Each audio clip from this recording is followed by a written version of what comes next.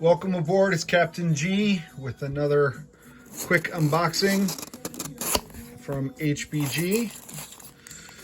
Some items I needed and I wanted for Global War 1985, which we are well into. And more about that at the end. So let me just dump out the contents. Very nice. I love these trays. I use them all the time. So these are for my piece part trays. I can't remember exactly what they call them. But one for, this is U.S. Pacific Command's emblem, the blue field on the U.S. flag, and this is the Soviet Far East Command. So you can differentiate the two. More roundels. So People's Republic of China, the U.S. I think last time I got a bunch of Soviet and FEC. This time I got some, as we said, U.S. Pacific Command, U.S. It's not as if the U.S. is conquering all these neutrals, but once those neutrals align to the U.S., then you'll need that. Plus, in the U.S. and the Pacific Command, whoop, here it is. They both don't roll tech. You know, it's the U.S. rolling tech, and Pacific Command benefits from it. So I have extras of these for the technology rolls, and these are just for all the different islands and nations that align. All right. Similar to the Maverick giveaway set that HBG did, and I had the different squadrons, air groups for each of my carriers. For example, I have the Payback Air Group. So I would put a fighter, an attack bomber, and an air superiority fighter, all with the Payback Air Group for the USS Nimitz. And I've got each of these for the different US carriers. I got these so I could have something underneath the roundels of all their naval aircraft, ASW patrol aircraft, what have you, Air Force, Army, and they come with more Marines. So you can order them two ways. You can order a set of 5 of just Army or just Air Force if you prefer, or you can get, for the same price, 6, one from each of the services, including Space and Coast Guard, whatever. So I got a mix of those, so I have plenty of these. I don't use the flight stand unit identification system that you'll see Admiral Seabass and Flak 88 and Knights Templar and others using. I paint and tip my units. So these are just pure decorations for my own personal amusement. So that's what those are for. Soviet Kilo diesel electrics. These are the older diesel electrics, older than the Foxtrots. So I bought a set of these. You know, this is a Soviet Foxtrot diesel electric, and then this is a Kilo. I wanted a mix. I'm going to use the Kilos, probably give a couple to the Warsaw Pact, and the balance for the Soviets, so that way they have a mix of submarines. Many more of these. I bought a bunch more of these. I mean, I thought I had too many, and I did not. So China uses this sculpt in my game, although Flak 88 uses a different sculpt. I think I like his. If I started all over, I may have used his instead. But since I've already painted them, I'm just going to leave them alone. So I need more of these for China, for Warsaw Pact, and for the Soviet Union. And remember, there are 2 Soviet controlled factions. There's Soviet Global and Soviet Far East Command. And they each use, at least I'm using around a dozen or so. Easy. So I got some more of that. And you can chip them out, but if you have a dozen different locations with surface-to-air missile batteries, chips aren't going to help you. All right, so HBG just came out with these, so I'm excited about these guys. These are the Cold War Chinese infantry sculpts. So I got the, which this side is better for you. So I got the flat cap, if you will. This will be my light infantry for the People's Republic of China, replacing what I'm currently using, which is the Global 2025 infantry sculpt, which is nice, but I want the period correct. And then I got the, the other sculpt that HBG offers. I have enough of these bags I can rip it off to be fast, so you're not waiting forever. I got this one. Pardon me, sorry about that.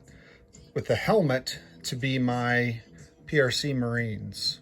So they don't need as many Marines. They're not that amphibious, but they do use them. So I got a small number of those for the Marines, and then the flat cap for their light infantry uses. So red, China, that's nice. Makes it easier. I'm painting them red anyway, so that goes very well. What else did I get? I got some more US sculpts, and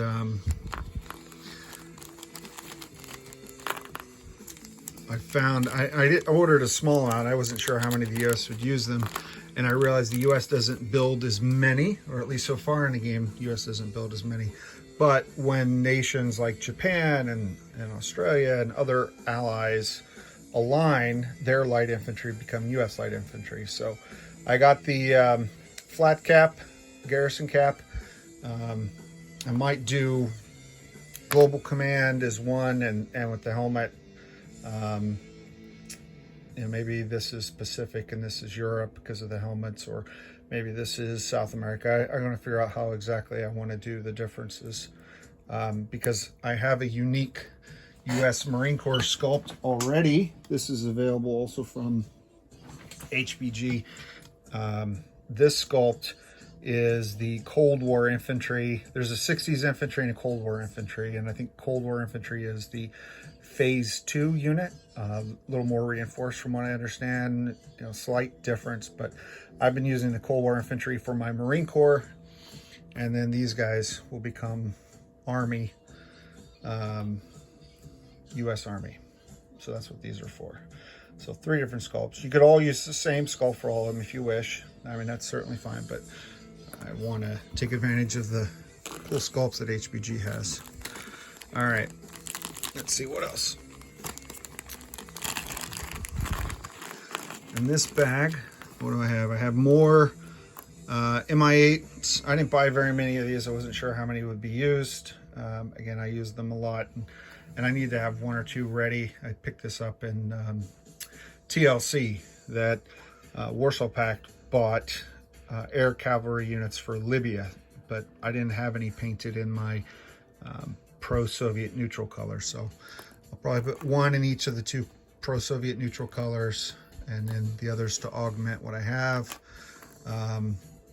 Victor 3 attack subs, nuke subs. I'm going through quite a lot of these in our current play test, so I want to have more of those. Euler, I wanted to look at the sculpt and play it, so I just got 1 so I could decide what I wanted. These, I think these are a German AA, advanced tech kind of thing from World War II. But again, my intention is to keep this sculpt for the major Warsaw Pact in China, make them exclusive. So a minor US, minor NATO, minor Soviet power would get something different, something less advanced and sophisticated like this. So that's what I bought those for. And these are early gen tanks needed for the Warsaw Pact. They start out with, I had a few, but not enough. They don't buy more, so once you have the exact count, you're good. But needed a few more for the Warsaw Pact. More US infantry. I think that's all for that. Yep. And last bag. All right, last bag. I like this. This is, I think it's the Su-24 attack bomber. So wanted to get some more attack bombers for the Soviets. This is a field artillery. The Chinese and Warsaw Pact have field artillery. These are outdated units as opposed to the more advanced modern artillery. So again, Warsaw Pact starts with a specific number. I believe it's 5. China has a bunch, and I didn't want them to use the same. So I found another sculpt that looked post-World War II, but not quite modern. I don't remember exactly the sculpt that I picked, but this will be for the Warsaw Pact, and this one I'm using for China. So I'm excited about that. More of these technicals. These are my Nicaraguan, Cuban SPAGs. I originally bought them to be the AA, the equivalent of this, but there's another unit that's in one of the expansions that we tested in Twisted Lordscon that I really like, and it's the self-propelled anti-aircraft gun. So that's what this is, and I'll use something else for the replacement of this. So more of those, very exciting. You can custom pick what you want to use on your particular table. Missing something. Oh, here they are. Nice. I found these. These are the Skink, S-K-I-N-K, Skink AA tank. This was pretty cool. I was looking again for something not quite as modern as a ZSU or a Sergeant York for those minor factions, and I found this. So I'll have a variety of SPAGs for the other powers. Very excited. So can't show you the table because I don't want to spoil anything, but this is the beta map, the one I picked up down at Twisted Lordscon in Oklahoma City with the team. I am well into Operation First Blood with Knights Templar playing People's Republic of China, Flak 88 playing US Pacific Command, and myself playing the Soviet Far East Command. We're doing a 3-way arm wrestling match, and I believe we've teed up these, so you'll start seeing videos drop one a day on the 15th of August. So just around the corner. So please join us. It's been a lot of fun, and I can't wait to get these pieces painted and some of them into play in this particular war game. With that, it's Captain G, over and out.